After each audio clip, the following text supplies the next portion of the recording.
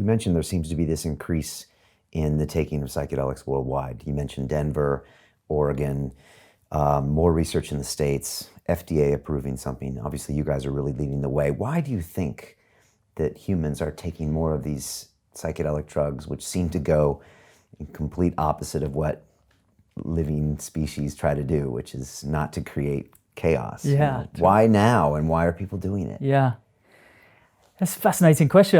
I guess there's a few things going on in this era that are different to the way things have been historically for humans. We don't practice religions in quite the same way, at least in the West. And we have technology that's pulling us away from the moment. And also, is kind of amplifying a sort of self-consciousness, an image consciousness. And community is probably has been breaking down as we've managed to live, further apart from our extended families. And so there's that kind of fracturing of community and gosh, what's his name? Who wrote about this? Dislocation is the term that he used. Bruce Alexander, Rat Park guy, beautiful book on addiction, saying that, this psychosocial phenomenon of dislocation, Johann Hari calls it lost connection in his book by that title, and others, in psychology and in psychedelic science are referring it to as this kind of, disconnection, and the opposite being this reconnection, connectedness.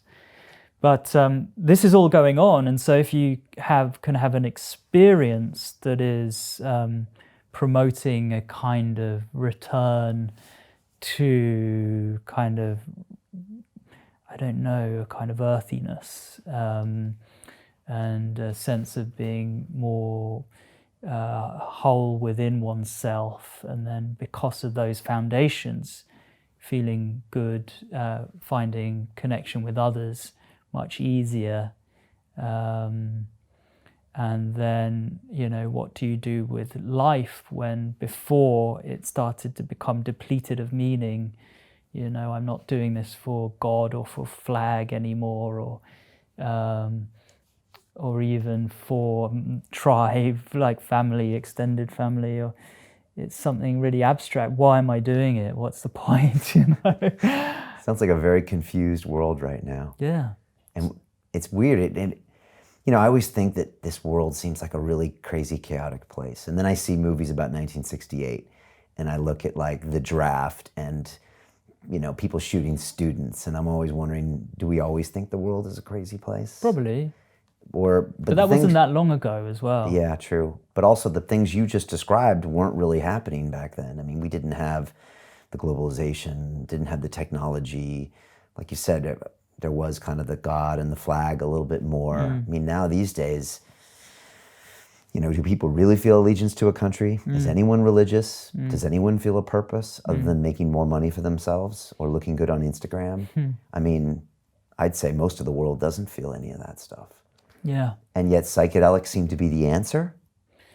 Well, it's an opportunity, it's a pivot, isn't it? Yeah.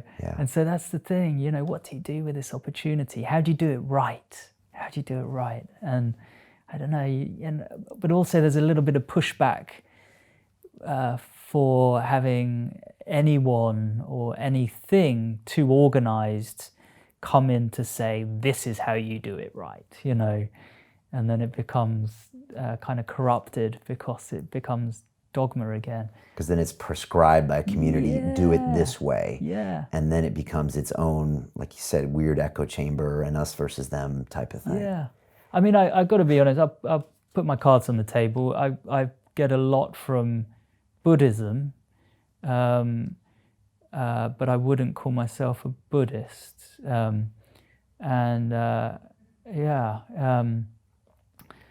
And so it's because the kind of principles behind the practice are kind of evidence-based. You know, you do these certain things, and so the teaching goes, whether it's true or not, well, we can test it. But you do these certain things and suffering is less and well-being is more.